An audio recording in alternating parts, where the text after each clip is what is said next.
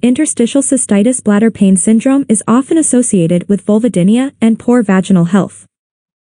ICBPS causes pelvic and bladder pain and urinary symptoms, which considerably reduce the quality of life. To date, this condition has no definitive cure. Local estrogen therapy has been proposed as a treatment for vulvodynia and poor vaginal health to improve the symptoms of ICBPS. However, chronic local estrogen therapy could be contraindicated or not desired in patients. The present study reports the case of a 55-year-old postmenopausal woman with ICBPS who was successfully treated with combined vaginal erbium VEL neodymium ND YAG laser, VEL plus ND YAG therapy. The patient presented with a 5-year history of pelvic pain and urinary frequency. Direct approaches for the bladder such as hydrodistension, anticholinergic drugs, and transurethral Hunter lesion ablation cauterization were conducted with inconsistent results. Immediately prior to the patient's presentation, local estrogen therapy was administered for 12 weeks, however, this therapy resulted in mild improvement and poor patient satisfaction. After presentation, VEL plus ND YAG therapy was conducted once a month for 3 months. The patient reported considerable decrease in pain during urination. The improved symptoms were maintained for 6 months after the last therapy session. These results suggest that VEL plus ND YAG therapy is an effective method for improving symptoms in patients with ICBPS. A healthy, 55-year-old woman, Gravida 3 Para 1, body mass index, 26.2 kilograms, presented with a 5-year history of urinary frequency and pelvic area pain. She regularly experienced severe pain in the upper pubis throughout the day.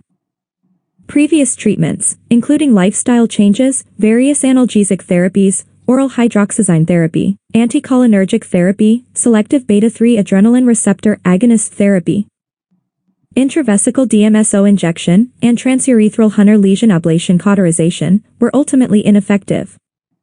The patient was not receiving any antipsychotic drugs such as amitriptyline hydrochloride, had no history of pelvic surgery or photosensitivity, and underwent menopause at the age of 49. At a previous hospital, the patient underwent cystoscopic hydrodistension under general anesthesia. The bladder had dilated capillaries with hydrodistension at rest. Physiological saline was removed after 3 minutes, and post-distension mucosal hemorrhage, glomerular formation, and partial Hunter lesions were noted. Accordingly, the patient was diagnosed with ICBPS. Her pain returned 3 months after intravesical water pressure-based dilation. Immediately before presentation, the patient underwent transvaginal LET with estriol 0.5 mg. She reported mild improvements and overall dissatisfaction with the outcomes. 6 months after the last treatment at the previous clinic, she visited our outpatient office. Upon presentation, her pelvic pain and urgency frequency (PUF) symptom score was 22. The PUF includes 12 items divided into 2 domains, symptom and bother scores. The total PUF score ranges from 35 a maximum, severe problems to 0 a minimum, no problems. No cystocele, rectocele, or dissensus was detected, and stress tests showed negative findings. Further, the Pap smear, urinalysis, urine culture, and urine cytopathology findings were negative. Based on vulvar atrophy and poor vaginal health, the patient was diagnosed with genitourinary syndrome of menopause. The patient's vaginal health index score (VHIS) was 10. In total VHIS, the range is between from 25 healthy to 5 poor. The patient reported vulvar spontaneous pain, and vulvar swab tests produced vulvar-provoked pain, especially around the urethra. In the uroflowmetry study, her maximum urine flow rate Qmax was 35 ml s, and voided volume VV was 110 ml, with no residual urine detected. Her 3-day urinary diary revealed that she urinated 40 times a day. Urination frequency was high when many genital and urethra-stimulating activities were performed, including sitting on a chair, riding a train, and doing desk work. In the cystometric study, the bladder was completely emptied using a catheter. A small, special catheter, which had a pressure-measuring manometer, was inserted into the bladder, and warm water slowly filled the bladder. Our patient reported the first desire FD, normal desire ND, and maximum capacity, MCC at 72.3 milliliters, 97.9 milliliters, and 110 milliliters, respectively. The patient complained of pain in the urethra, which persisted throughout the examination, when the catheter was inserted. During the cystometry, at MCC, she complained of severe pain in the bladder. At the start of infusion, vesicle pressure, PVES, and urethral pressure, PURA, were 31.8 and 21.1 centimeters H2O, respectively. The urethra was painful, but there was no strong sphincter or obstruction of the urethra. Based on the volume of water infused, VH2O and PVES at FD, ND, and MCC, the patient was not diagnosed with low-compliance bladder, which is defined as a significant increase in bladder pressure and a slight increase in bladder volume. In addition, despite urethral pain, detrusor overactivity was not observed. The Gobi family of wireless urodynamics systems was used in the uroflowmetry and cystometric studies. Cystoscopy confirmed hydrodistension at rest, and a random bladder biopsy revealed exfoliated epithelium with erosions, proliferative blood vessels, and conglomerations of submucosal inflammatory cells, diagnosed as severe stromal inflammation and Hunner lesions. The vaginal mucosal tissue was thin with few epithelial cells and blood vessels. After the random bladder biopsy, the patient chose to undergo 3 laser irradiations conducted once a month over 3 months. Follow-up was conducted 3 and 6 months after the final laser irradiation session. Bladder endoscopy and vaginal mucosal biopsies were conducted at T0 and T6 to confirm the therapeutic effects of VEL plus ND, YAG, and rule out malignant tumors as no cases of VEL plus ND. YAG therapy for the treatment of ICBPS have been reported. Bladder and vaginal epithelium thicknesses were measured at 6 random locations, and the average was recorded. VEL plus ND YAG therapy was conducted at an outpatient clinic. Before the procedure, the patient's vagina was washed with an antiseptic solution and dried with a cotton swab. Renovolase Photona SP Dynamis, smooth mode protocol was used at a wavelength of 2,940 nanometers. The laser spot diameter was 7 mm, frequency was 1.6 Hz, and pulse fluence was 1.75 JCM2, as previously reported, to prevent tissue ablation with a deep thermal effect. A specially designed glass vaginal speculum was used to insert the probe R11 into the vaginal speculum and avoid contact with the vaginal mucosa. After VEL therapy, NDAG therapy was conducted using an NDAG laser Photona SP Dynamis, piano mode, and R33 non-contact handpiece with a spot size of 9 mm, piano pulse mode 5s, and fluence of 90 JCM2. 6 passes were conducted in the brushing mode to treat the posterior commissure. The VEL and NDAG therapies were conducted during the same sessions with no gap between exposures to the 2 energies. The patient was advised to avoid sexual activities for 1 week following each session. The patient's symptoms were alleviated at each follow-up. The urination interval at T3 was longer than that at T0, and the urinary frequency decreased from 40 times day at T0 to 10 times day at T3 and 8 times day at T6. With a similar daily fluid intake. The patient reported considerably decreased pain during urination, and the PUF score improved to 4 at T3, which was maintained at T6. The patient reported improved symptoms at T6. The VHIS increased from 10 to 23 at T3 and 25 at T6. In the uroflowmetry study, the Qmax showed no change, but the VV improved. In the cystometric study, pain in the urethra caused by the examination catheter disappeared after treatment. The FD, ND, and MCC were improved, and the pain at MCC was particularly reduced. The vulvar swab test was negative. At T6, there were no Hunner lesions.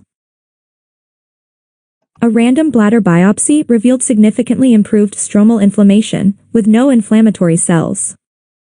In the vaginal mucosa, the glycemic content was significantly increased with more epithelial cells, new papillae, and angiogenesis that supported a new lamina propria and reached the epithelium.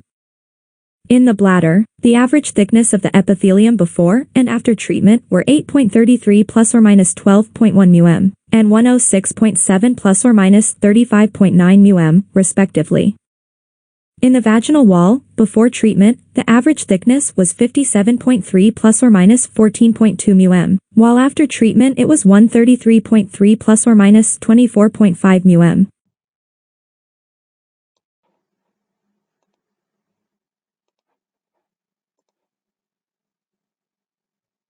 In 2011, Dr. Gardella and University of Pavia team found an increased prevalence of vulvodynia among women with recently diagnosed ICBPS.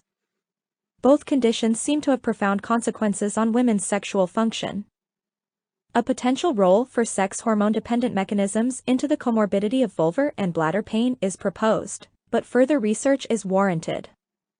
They thought that treatments for vulvodynia and poor vaginal health have been proposed for ICBPS treatment. Spontaneous or provoked vulvodynia was reported by 23.4%. And 74.5% of ICBPS cases, respectively.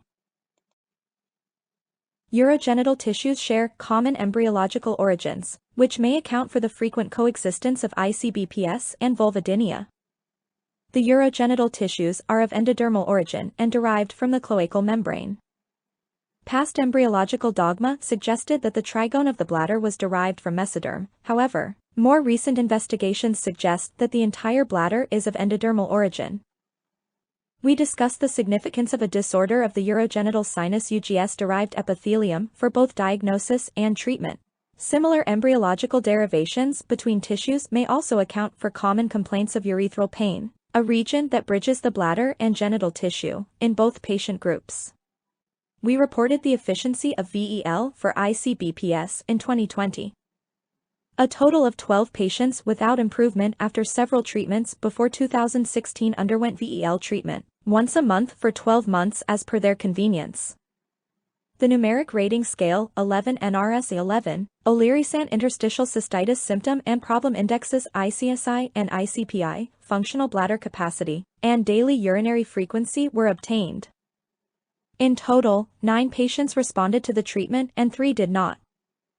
The NRS 11 scores and ICSI and ICPI improved in all responders. The bladder capacity and urinary frequency also normalized. The residual effect lasted for 18 months from the first treatment without long-term side effects. At that time, we need from 10 to 12 VEL treatment per 1 year for NSAID-free. Dr. Buttrick and University of Central Florida College of Medicine team reported EBD treatment for ICBPS patients in 2022. TVPBM uses near-infrared and IR light to target the mitochondrial chromophore cytochrome C oxidase COX. They need 12 TVPBM treatment per 1 year. Of 140 patients with ICBPS, 2/3 reported significant reductions in pelvic pain and dysuria after 4 to 8 treatments. Professor Gambacciani reported VEL plus NDIG treatment for superficial pain of vagina and vulva of GSM patients. 2 groups of sexually active PMW reporting superficial dyspareunia were selected, VEL group and VEL plus NDIG group. Treatment consisted of 3 laser applications at 30-day intervals. Symptoms were assessed before, after each laser application and after 1 and 3 months from the end of the treatment, using the subjective VAS for superficial dyspareunia.